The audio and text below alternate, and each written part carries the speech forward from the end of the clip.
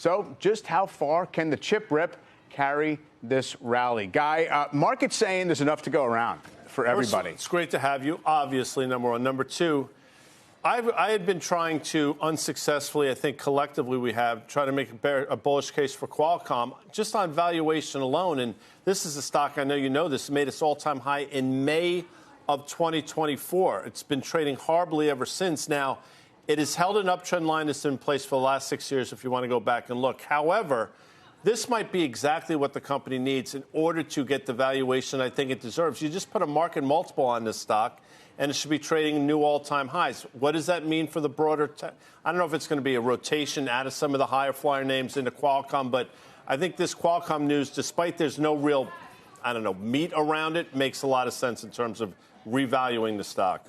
I mean, Karen, it's kind of like the market has this muscle memory. There was the AMD story was, you know what, they're kind of out in the cold on AI. Mm-hmm. And then the bull case was if they can just slice off a little piece, just shave a little bit of the demand that NVIDIA is enjoying, then we have leverage to the upside, and the stock did, in fact, go vertical. Yeah, so I mean, we apply that here? Or? To Qualcomm? Yeah. Well, Qualcomm, I got to push back a little bit, Guy, on the market multiple part. The market multiple is pretty high. There is still, remember when semis used to be somewhat cyclical? Of course. Yeah. So, I mean, this is good. Maybe it is the thing to get them off the mat, though. But I'm a little concerned at how high these things are trading going into earnings. Right, I'd much rather have the bar be lower. So we've got, I think, AMD coming up November 4th, NVIDIA November 19th.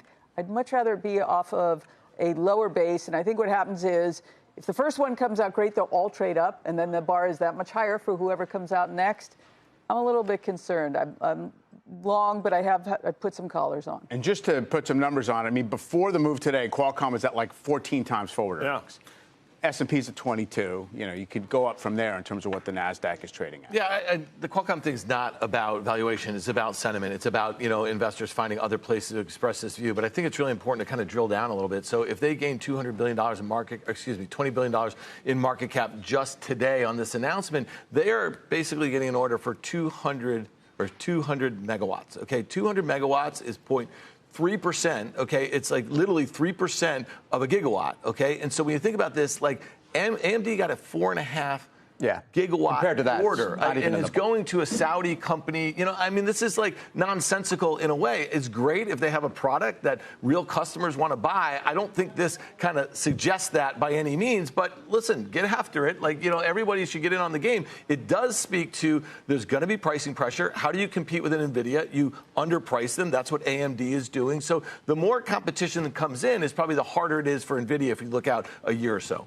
Yeah, I was going to say, I agree with that, especially at the point that this is not a cloud provider that they partner with. I mean, I'm sure any buyer, any investor, anyone that's backing this type of call it capacity is someone that's certainly done their homework and has a view here. But are they getting this from any of the other legacy folks in the space? No. Are they a player that will hold them to a kind of a standard that we would expect some of the other partners are holding AMD to, for example? Absolutely not. So I think it just gets back to where semiconductors continue to be kind of this driving point for the market. And we all know markets have gone bananas since Liberation Day, and this has been one of the greatest 6-month periods of all time. But during this period, so a time when the market's gone through the moon, the SOX or the SMH, whatever you're tracking for the semiconductors, have outperformed the S&P by 50%. Not 5, not 10, not 20, but by 50% in the last 6 months, when over the last 3 years in total, they've outperformed the S&P by about 120%, which is also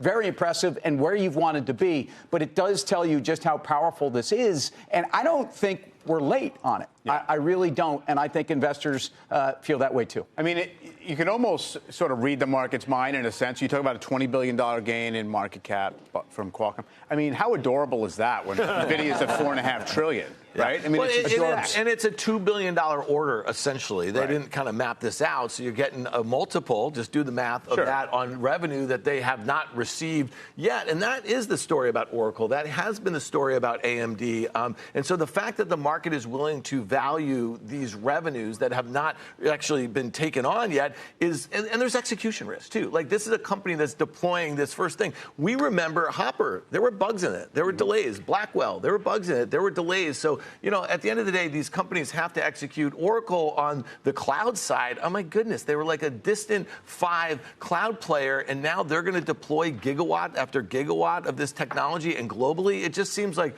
the markets are just chasing right here, or investors are chasing. It doesn't make a lot of sense to me. And we're going to hear in the next few days from most of the companies doing all the buying, right, from the actual hyperscaler group. So I don't know, what does the market need or want to hear out of that in terms of volume of capex? Is it just steady as she goes? Are we going to penalize these companies for upping the ante at all? I think upping the ante, the market rallies on upping of the ante. I think steady as she goes. So it's the old saying in football, if you throw a forward pass, 3 things can happen, 2 of them are bad. In this case, 3 things can happen, 2 of them are good. The bad, I think, would be we're cutting back on capex, but I don't see that happening. Anybody? I mean, you were talking about the still ball trying to figure out the going into football. earnings. No, well, 3 things can hold on. 3 things let's can go happen. through this because Drop the ball. Incomplete, interception. Interception, Intercepted, or you both catch bad, it. or you catch the ball, which is good. You never heard that before? Maybe you should follow sports. No, a but little bit. an incomplete pass isn't the end of the world. I mean, you get 3 more tries. What about You've used to try, and you haven't made any, Thank you, gained any Karen. yardage. All right. All right. Anyway, okay, so Meta coming up. This is my largest position. I am concerned. To me, the stock hit almost 800. I feel like all of that down to here at 750 is concern over the spend, not the underlying business. And so I think the very best thing they can say is, wow, we're really seeing return on that spend, right, which they haven't said.